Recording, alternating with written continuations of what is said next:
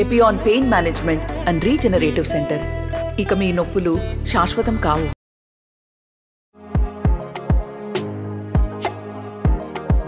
టాలీవుడ్ లో పెళ్లిసందడి సినిమా ద్వారా హీరోయిన్ గా పరిచయం అయ్యి ఆ తర్వాత వరుస సినిమాలు చేస్తూ అందరినీ మెప్పించింది శ్రీలీల.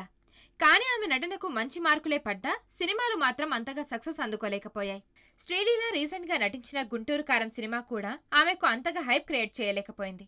కానీ ఆమె స్టెప్పులకు మాత్రం యూత్ అంతా ఫిదా అయింది.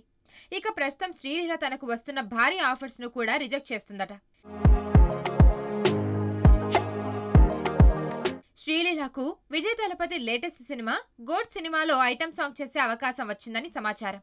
అయితే ఆ అవకాశాన్ని శ్రీలీల తిరస్కరించినట్టు తెలిసింది. కారణం కోలీవుడ్ లో సింగిల్ సాంగ్ తో ఎంట్రీ అయితే అది కెరీర్ ఎదుగుదలకు బాధింపు ఏర్పడుతుందని భావించడమేనట. ఇది ఆమె బ్రిలియంట్ డెసిషన్ అంటున్నారు సినీ విశ్లేషకులు. కాగా ఇప్పుడు శ్రీలీల త్వరలో మరో స్టార్ హీరో అజిత్ సరసన గుడ్ బ్యాడ్ అగ్లీ సినిమాలో హీరోయిన్ గా నటించడానికి సిద్ధమవుతున్నట్టు టాక్ వినిపిస్తుంది. నమస్తే అండి.